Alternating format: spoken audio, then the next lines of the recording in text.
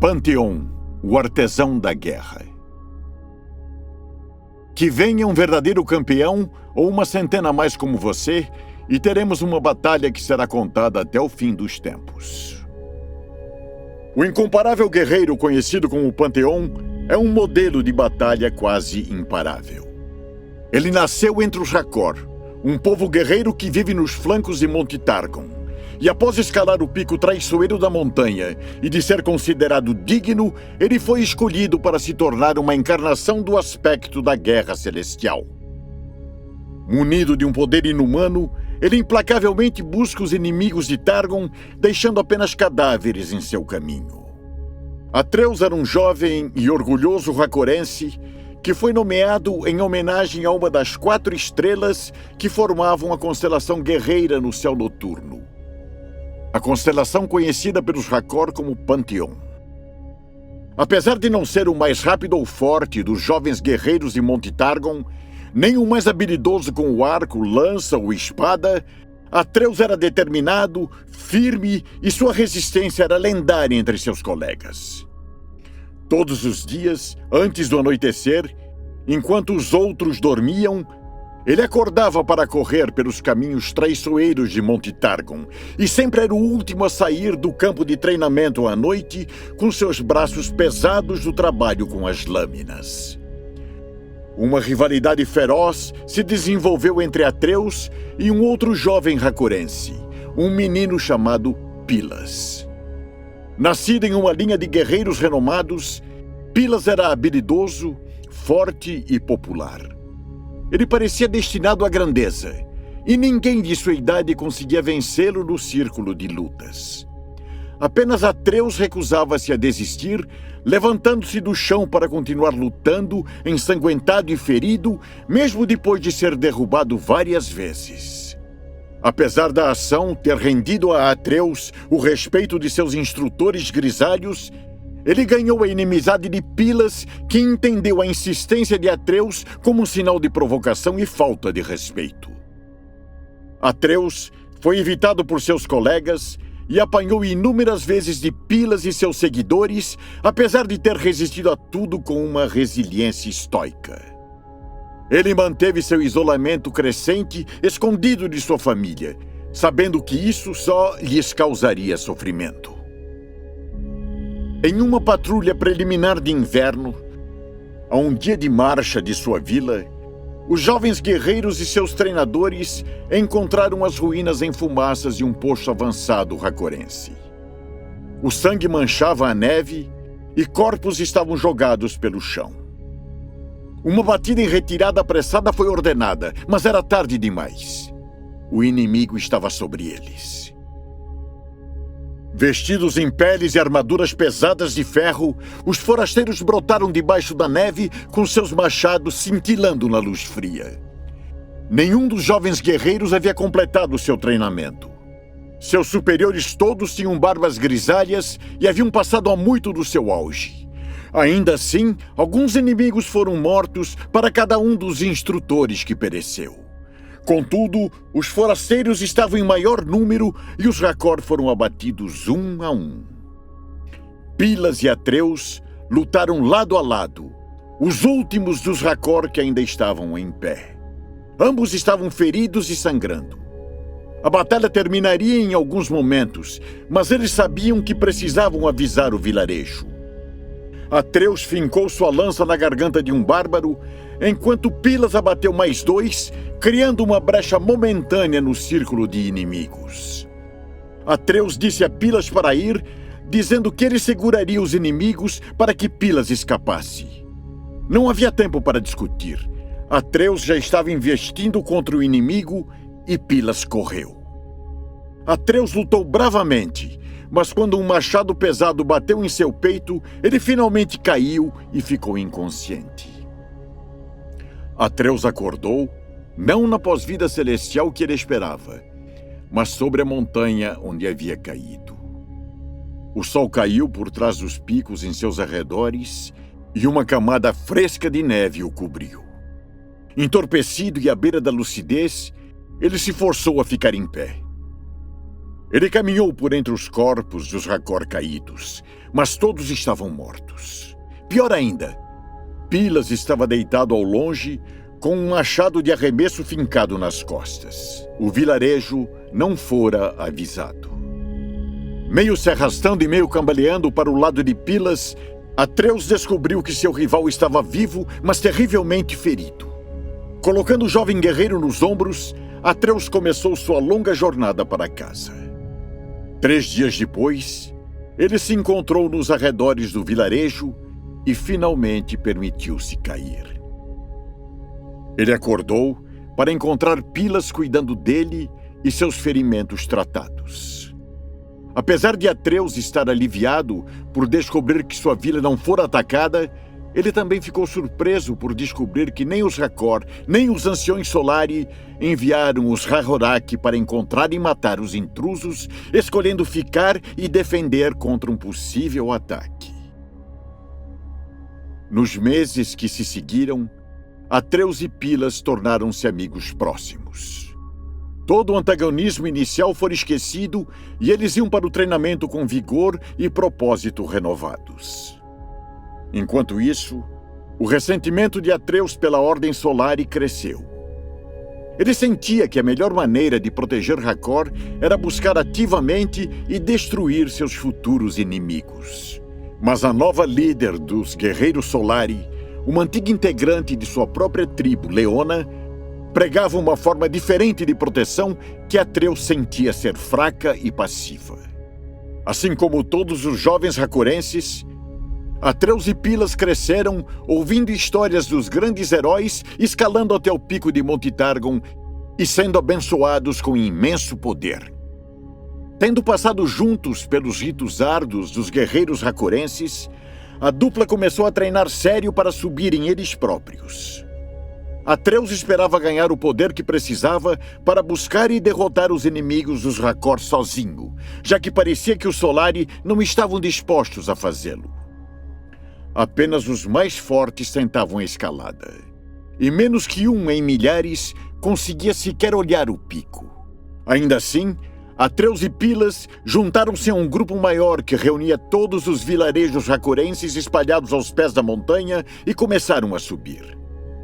Quando saíram, o sol ficou negro enquanto a lua prateada passava por ele. Alguns viram isso como um mau presságio, mas Atreus viu como um sinal de que estava no caminho certo, que suas crenças sobre o Solari estavam corretas. Após semanas de escalada, o grupo ficou com metade de seu tamanho original. Alguns voltaram, enquanto outros foram levados pela montanha, tendo caído em fendas, sendo soterrados por avalanches ou congelados até a morte na noite. Eles estavam acima da linha das nuvens, e o céu estava repleto com uma estranha mutação de luzes e ilusões. Ainda assim, eles continuaram. O ar ficou constantemente mais fino, e o frio estava ainda mais severo à medida que semanas transformaram-se em meses. Alguns dos que subiam pararam para recuperar seu fôlego e para jamais se moverem novamente, pois sua carne congelara na montanha. Outros, ensandecidos pela falta de ar e pela exaustão, atiraram-se dos penhascos, caindo como pedras. Um a um, a montanha reivindicou aqueles que tentaram domá-la até sobrarem apenas Pilas e Atreus. Exaustos, congelados e com suas mentes confusas, o par fez a escalada final ao pico para encontrar nada.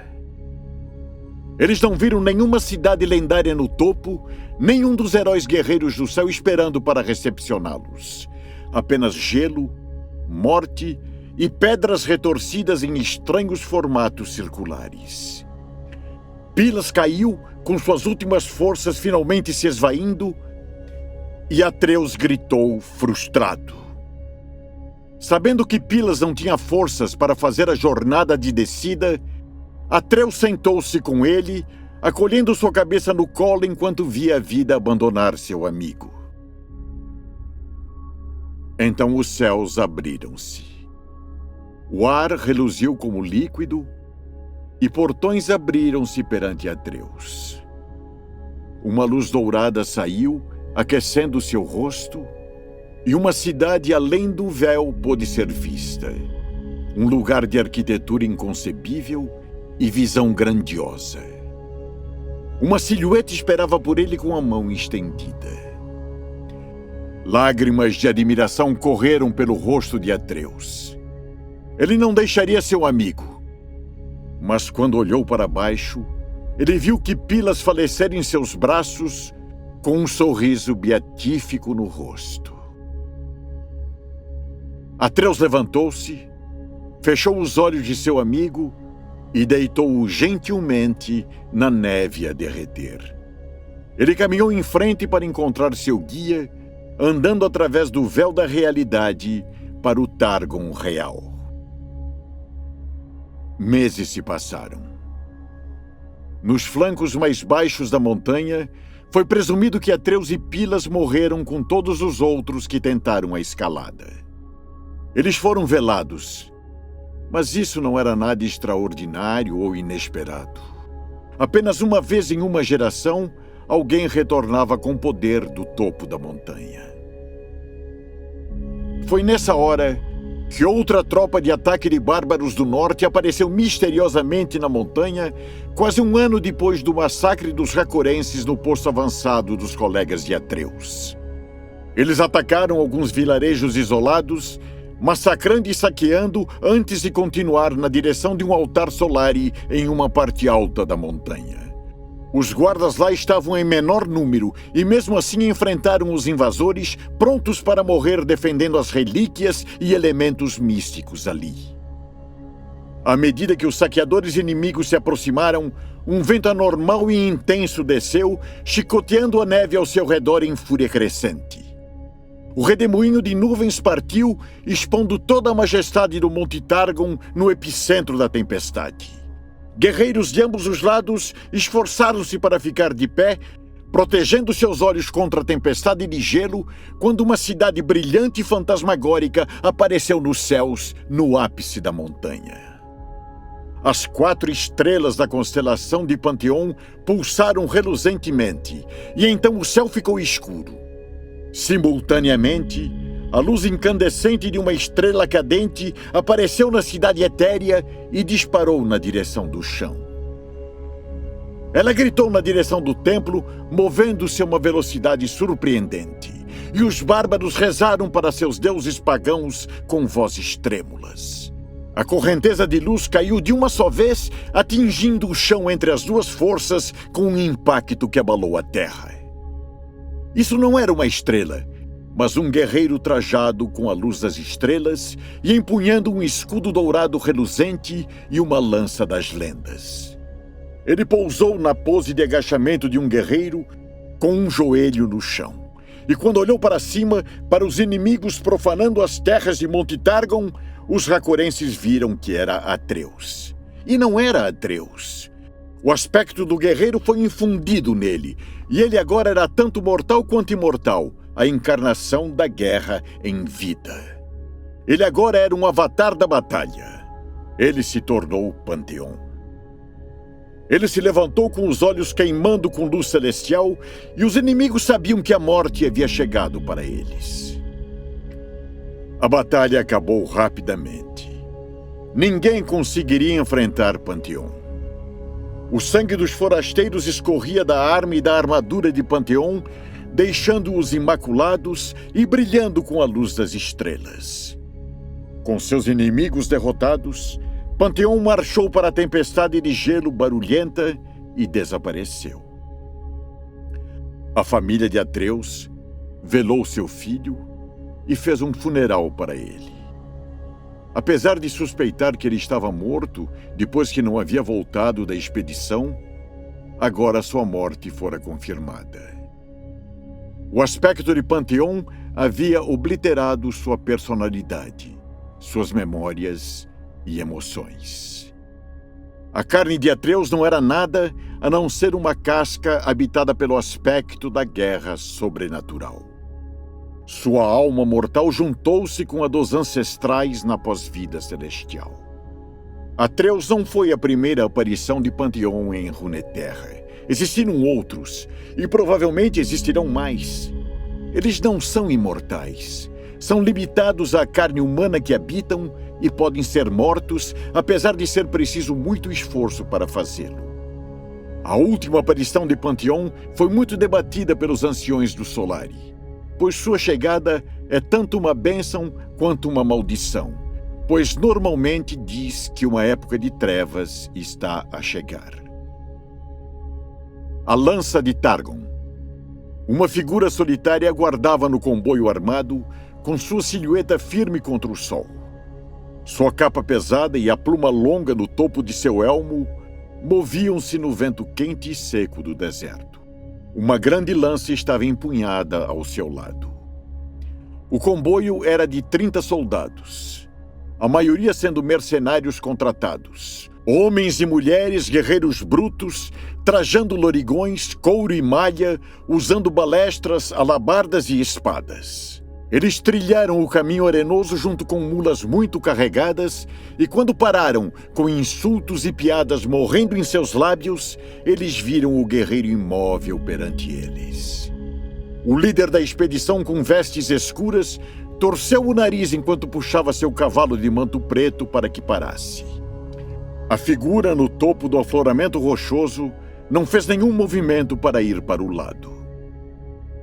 "Vocês vêm com a morte em seus corações", ele disse. Sua voz era dura como ferro e com um sotaque estranho. "Sou da montanha. Vocês não passarão daqui." Os mercenários sorriram e zombaram. "Vai cagar, seu louco!" um deles gritou. "Antes que plantemos sua cabeça numa lança para marcar nossa passagem." "Você está muito longe de casa, amigo", o líder do comboio disse. "Nós mesmos viajamos pela montanha. Não há necessidade de derramar sangue aqui." O guerreiro solitário estava imóvel. "Somos simples peregrinos e ainda temos uma longa jornada à nossa frente", disse o líder. "E além disso, não podemos voltar agora. Nossos navios zarparam, entende?" Ele disse, gesticulando por trás. Atrás do comboio, a menos de 1 quilômetro de distância, o oceano brilhou como escamas de dragão na luz fraca.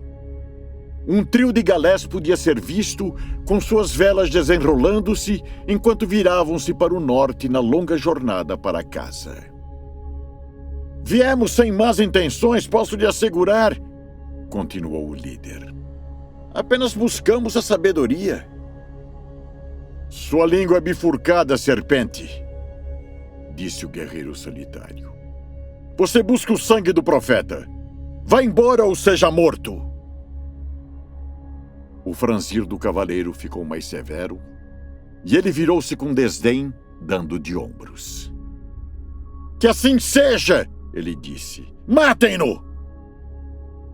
Em um instante, balestras foram colocadas nos ombros e o ar ficou cheio de dardos atirados.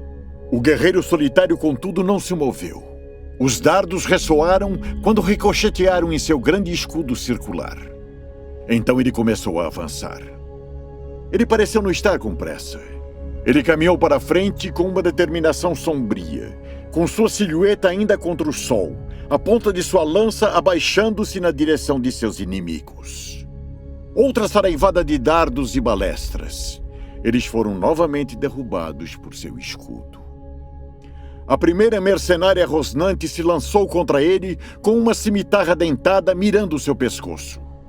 Ela morreu num piscar de olhos, com a lança do guerreiro enterrada em seu peito. Os dois próximos morreram quase tão rapidamente quando a lança do guerreiro cortou uma linha rubra através da garganta de um homem e seu escudo quebrou o crânio do outro. "Peguem-no!" rugiu o líder da expedição, sacando uma pistola refinada e personalizada de sua cinta. Uma nuvem passou na frente do sol, permitindo que o guerreiro fosse visto mais claramente. Ele estava revestido com uma armadura de desenho arcaico, apesar de seus braços e pernas estarem praticamente nus e tensamente musculosos. Seu manto era de um vermelho profundo, apesar de no crepúsculo parecer como se as estrelas brilhassem no tecido cintilante. A luz das estrelas também brilhava em seu olhar implacável, obscurecido dentro dos cortes do visor de seu elmo. O guerreiro solitário movia-se como líquido, serenamente em todos os movimentos e forma eficaz e mortal. Ele era impossivelmente rápido, mais rápido do que qualquer homem deveria ser. Mais mercenários morreram, seu sangue manchando o chão do deserto seco. Ninguém conseguiu acertar um ataque no lutador fatal.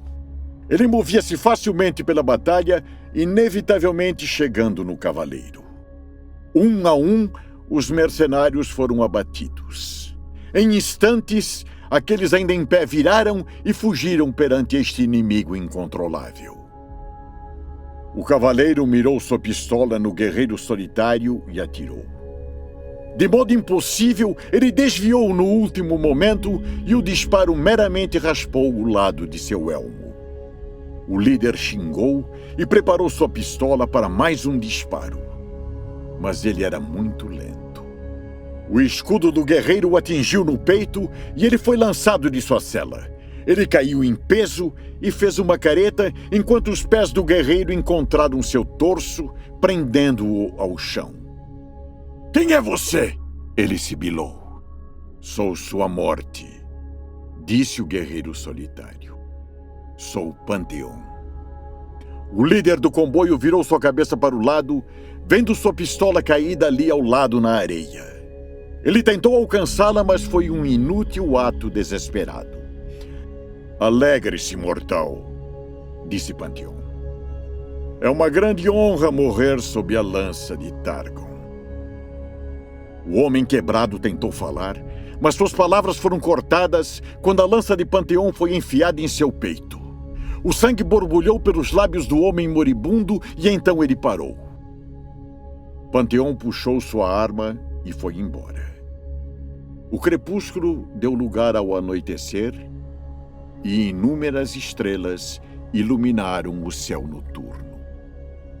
Um cometa de fogo incandescente caiu na direção de montanhas distantes, a centenas de quilômetros ao leste. Os olhos de Panteão estreitaram-se. "Então é chegada a hora", ele disse à escuridão, e começou a longa jornada de volta ao Monte Targon.